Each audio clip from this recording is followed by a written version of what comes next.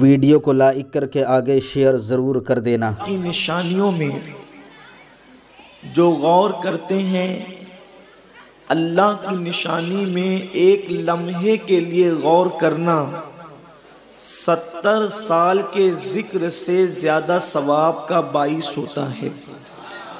انسان 70 سال تک غاروں میں بیٹھ کر، بیابانوں میں، جنگلوں میں، گھروں میں، مسجدوں میں ذکر کرے تو جو ثواب ملتا ہے وہ اللہ کی نشانیوں میں ایک لمحہ فکر کرنے کی وجہ سے اللہ اسے اجر و ثواب عطا فرماتا ہے۔ اب آپ مجھے بتائیں کہ جب اللہ کی نشانیوں میں ایک لمحہ غور کرنے سے اللہ اتنا اجر و ثواب عطا فرماتا ہے، تو جو اللہ کی نشانیوں کی تعظیم کرتے ہیں، جو اللہ کی نشانیوں کا احترام کرتے ہیں، اللہ ان کو کتنے درجے عطا کرتا ہوگا، اللہ ان کو کتنے مقام اور مرتبے عطا کرتا ہوگا۔ اللہ کی نشانی کیا ہے؟ اللہ کی نشانی یہ ہے کہ جس کو دیکھنے کے بعد، جس کو سننے کے بعد، جس کا ذکر کرنے کے بعد اللہ یاد آ جاتا ہے، اس کو اللہ کی نشانی کہتے ہیں۔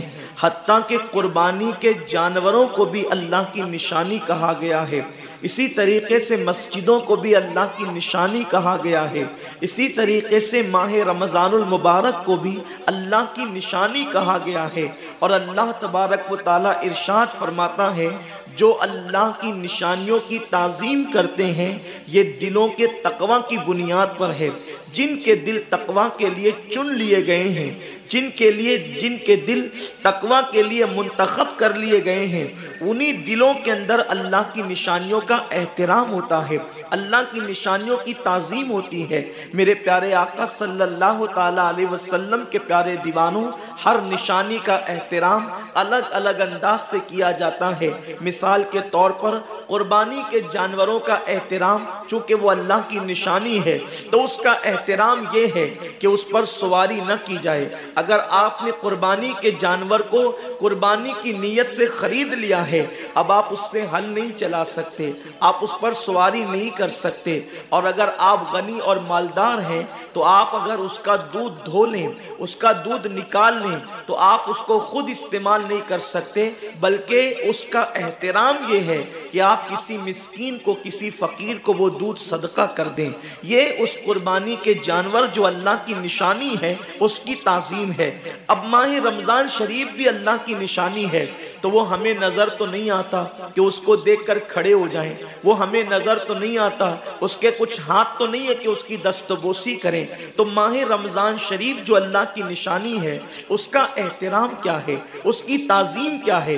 تو ہمارے اسلاف فرماتے ہیں ماہ رمضان شریف میں عبادتوں کا اہتمام کیا جائے، یہ اس کی تعظیم ہے۔